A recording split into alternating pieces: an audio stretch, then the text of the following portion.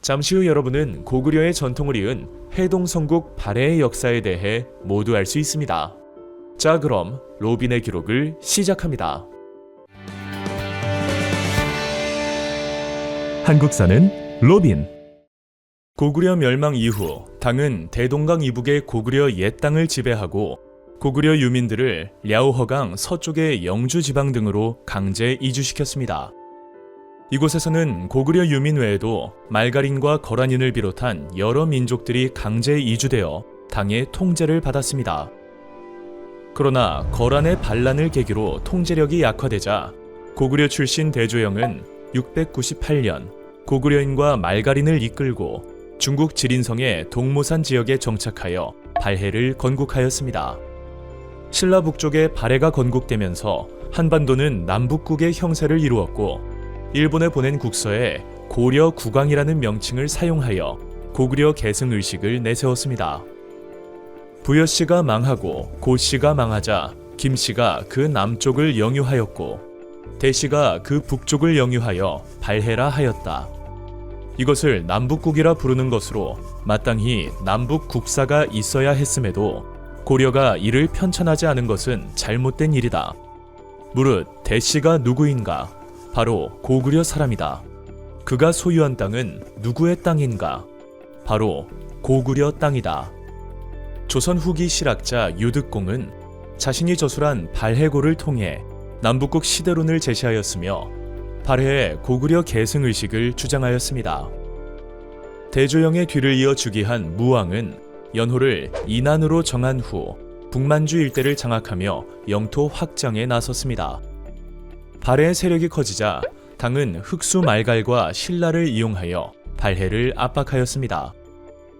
이에 무왕은 대문예로 하여금 흑수 말갈을 정벌하게 하는 한편 돌궐, 일본과 교류하며 당과 신라를 견제하였습니다.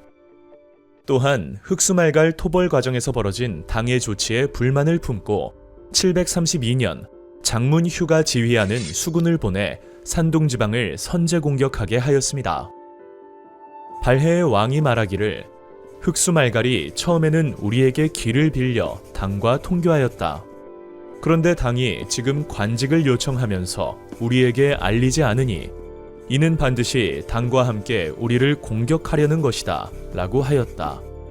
이어 동생 대문예와 외숙부 이마에게 군사를 거느리고 흑수를 공격하도록 명하였다.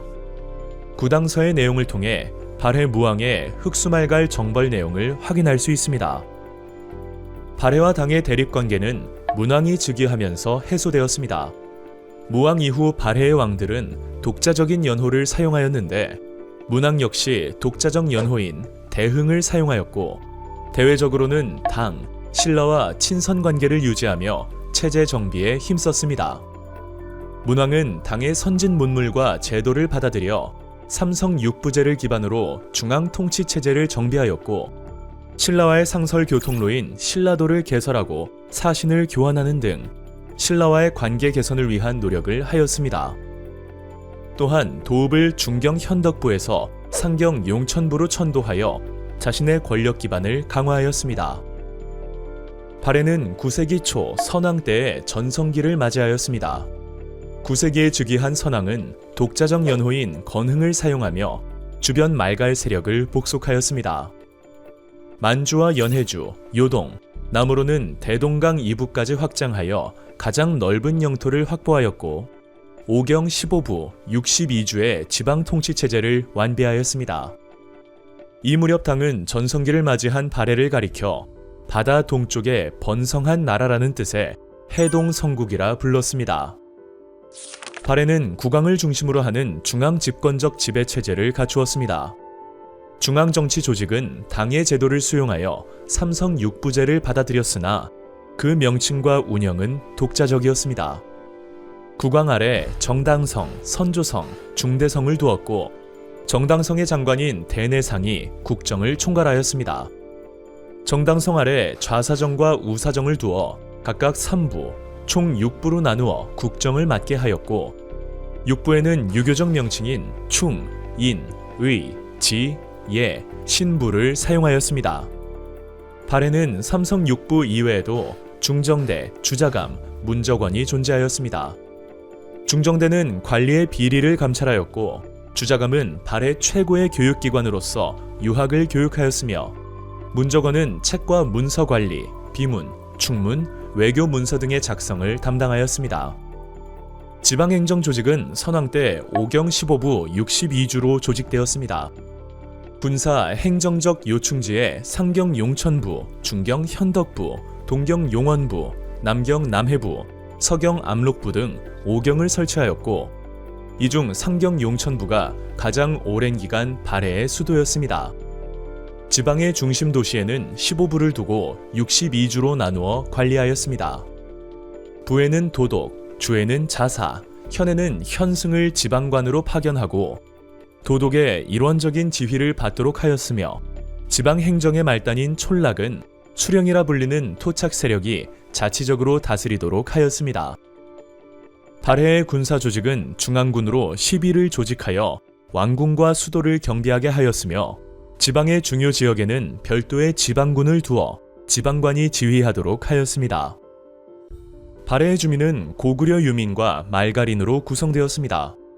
발해 지배층의 핵심은 왕족 대씨, 귀족 고씨 등 대부분이 고구려 유민이었으며 이들은 중앙의 주요 관직을 차지하고 노비와 예속민을 거느렸습니다. 발해의 피지배층의 다수는 말갈인이 차지하였으나 지방 촌락은 고구려인이 아닌 토착 세력가인 말갈인 수령이 다스리게 하였습니다. 따라서 발해의 중앙 문화는 고구려의 문화를 바탕으로 강 문화가 가미된 형태를 보였고 지방은 말갈의 토착 문화가 유지되었습니다. 9세기에 이르러 발해는 정치적 안정과 함께 경제적으로도 발전하였습니다. 농업은 밭농사가 중심이었으며 일부 지역에서는 벼농사도 행해졌습니다. 특히 목축이 발달하였으며 말은 발해의 주요 수출품이었습니다. 발해는 수렵도 발달해 모피, 녹용, 사향 등을 생산하여 수출하였습니다. 수공업은 금, 은, 철, 구리 등 금속 가공업과 직물업, 도자기업 등 다양한 분야에서 발달하였고 수도인 상경 등 도시와 교통 요충지를 중심으로 상업이 크게 발달하였습니다. 발해는 당, 신라, 거란, 일본 등과 무역을 하였는데 그중 대당 무역의 비중이 가장 컸습니다. 해로와 용로를 이용하여 귀족들을 위한 비단과 서적 등을 수입하였고 모피, 철, 인삼, 말 등을 수출하였습니다. 당은 산둥반도의 등주에 발해관을 설치하여 발해 사신이 이용할 수 있도록 하였습니다. 신라와는 문왕 때부터 신라도를 통해 교류하였고 일본과는 친선 관계를 유지하며 많은 사신이 왕래하였으며 한 번에 수백 명이 오갈 정도로 무역이 활발하였습니다. 고구려 불교를 계승한 발해의 불교는 왕실과 귀족 중심으로 널리 유행하였습니다. 당에 유학승이 왕래하고 각지에 사원이 건립되었을 만큼 크게 융성하였고 발해의 수도였던 상경성과 중경성 일대의 절터에서는 불상, 석 등, 기와 등 많은 유물이 발견되었습니다. 발해에서는 유학을 중시하여 이를 통치 이념에 반영하였고 유학교육기관인 주자감을 설치하여 유학적 소양을 갖춘 인재를 양성하였습니다. 또한 당에 유학하여 빈공과에 합격한 사람이 많았으며 신라 유학생과 경쟁하기도 하였습니다.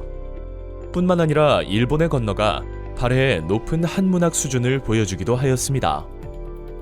발해는 건축도 발달하였는데 당과 유사한 형태를 띤 벽돌탑인 영광탑이 대표적입니다. 발해의 수도였던 상경성은 당의 수도인 장안성을 본떠 건설하였습니다. 외성을 쌓고 남북으로 연결된 직선의 넓은 주작대로를 내었으며 그 안에 궁궐과 사원을 세워 질서정연함과 웅장함을 보여주고 있습니다. 발해는 불상과 공예 역시 발달하였습니다. 두 부처가 나란히 앉아있는 모습을 한 이불병 좌상과 발해 석 등, 돌사자상, 발해 치미 등이 대표적입니다. 발해의 무덤에서는 고구려 문화를 확인할 수 있습니다. 정혜공주 묘는 고구려와 같은 굴식 돌방 무덤 양식의 모주림 천장 구조를 갖추고 있습니다. 정효공주 묘는 당나라의 벽돌 무덤 양식과 돌로 공간을 줄여나가면서 천장을 쌓는 고구려의 양식이 혼합되어 있습니다. 또한 이곳에서는 당의 영향을 받은 벽화도 찾아볼 수 있습니다. 발해는 초기에 국제적 갈등이 해소되자 적극적인 대외 교류를 추진하였습니다. 수도 상경을 중심으로 뻗어나가는 다양한 교통로를 통하여 신라, 당, 일본, 거란 등 주변 나라들과 활발하게 교류하였습니다. 당과는 문왕 이후 친선 관계를 맺고 많은 유학생과 승려들이 당으로 건너갔으며 양국 간에 상인들이 빈번하게 왕래하였습니다. 발해는 일본과도 문물을 교류하였습니다. 이는 일본에 남아있는 발해 관련 목간과 외교 문서 등을 통해 확인할 수 있습니다. 건국 초기에는 당과 신라를 견제하려는 정치적인 목적이 중심을 이루었으나 교류가 확대되면서 일본 궁중에서는 발해의 음악이 연주되기도 하였습니다. 신라와는 활발하지는 않았지만 때때로 사신을 파견하여 교류하였습니다. 이렇게 사회 전반에 걸쳐 발전하던 발해는 10세기 초 지배층의 권력 다툼으로 국력이 크게 쇠퇴하기 시작하였습니다. 한편 거란의 야유라 보기는 부족을 통합하고 북아시아에서 대규모 정복 활동을 시작하였습니다. 발해는 세력을 넓힌 거란의 공격을 받았고 결국 926년 멸망하고 말았습니다. 발해가 멸망하자 왕족을 비롯한 상당수의 유민들은 고려에 망명하였고 남은 세력은 부흥운동을 전개하여 후발해, 정한국 등 발해 계승국가를 세웠습니다. 하지만 발해의 역사를 이어갈 수는 없었습니다. 여러분, 발해의 역사 재미있게 보셨나요? 저희는 고려의 역사로 다시 찾아오겠습니다. 로빈의 역사 기록.